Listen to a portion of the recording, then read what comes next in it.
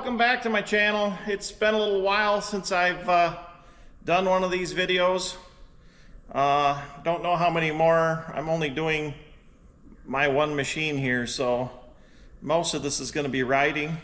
But as I went through the process of building this machine, I paid close attention to what tools I used on it, and I kind of packed my Packout kits accordingly. So if anybody's interested to kind of how I put this together, go ahead and watch.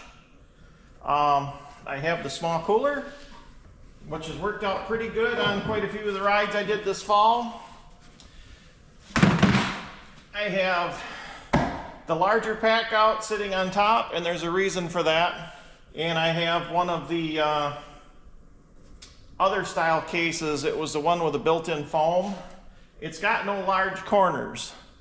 So if you can see down in here, the larger case doesn't fit.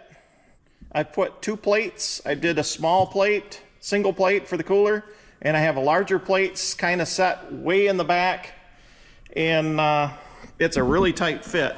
So that has allowed me to do some different things.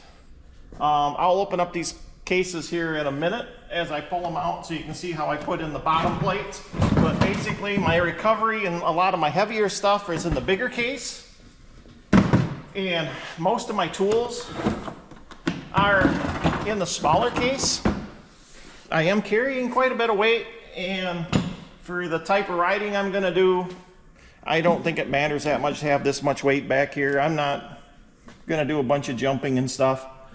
But you can see I've notched the plates out so they fit. I bolted them through. You have to be careful where the bolts go through the bed, because there's aluminum rails it sits on, and you don't want the bolt heads or the nuts to sit on the aluminum rails. So I have drilled a few holes in the wrong spot where they hit the aluminum rails. I use some black RTV to plug the holes back up, so it won't be running down on the motor. So I will begin to show you how I put the cases together. So we'll start out with the large case. I've got some extra dust masks. I've got some glass cleaner wipes, which have been real handy on the trails for when things get kind of messy. I do have the factory Polaris toolkit. Don't know how much I'm going to use it. I did put the clutch tool in my belt box. There was a spot in there for it, so it's no longer in there. This is just kind of along the ride. I've got a couple pry bars. I have a tree saver in case I've got a winch out from a tree or wrap around a rock or something. Who knows what I might get myself into. I do have some hitch parts. I have a shackle for my hitch for the rear of the machine. If you watch that video, I have an S3 hitch on the back. I have a small Milwaukee air compressor, and then in here it's overkill, but I actually have a 1-inch 20-foot kinetic rope and a few of the soft shackles.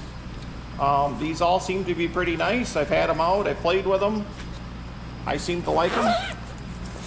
So that is everything in my bottom box for now. There's room. I got to throw a couple of Milwaukee batteries in here for some of my other tools and light, but there is room.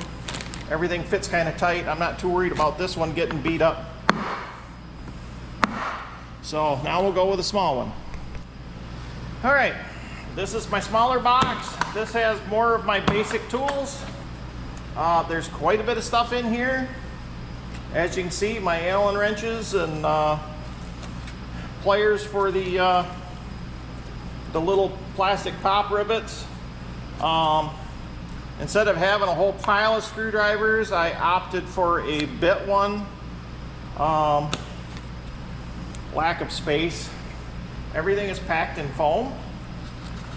Since this is a box that I'm not going to get into all the time, only if I'm broke down or one of my friends are broke down. This is done in layers. So that was the top layer. Bottom layer, I got a full set of metric wrenches. When I worked on the machine, everything's metric. I didn't have to have anything American. So I do have a small 3/8 impact. This thing is strong enough to actually take my wheel lugs off, and I've done it several times. I have a small work light. Underneath my 3/8 drive socket set, I have the 1/4 drive socket set. I also have some more of my Torx bits. I do have more Torx bits of the couple sizes that's typically on the machine in my belt box. So it's kind of redundant, but something you might break or something, it's nice to have redundant stuff. But it all fits in here very nicely. Nothing rattles. So, and it's all layered in foam.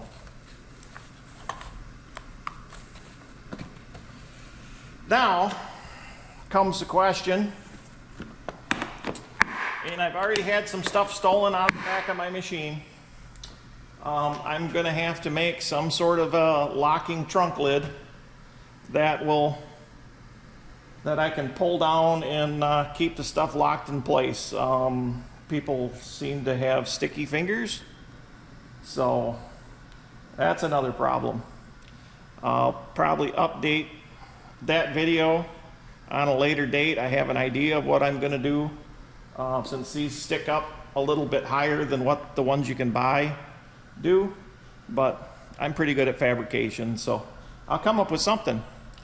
So that's what I got on the tools. Thanks for watching.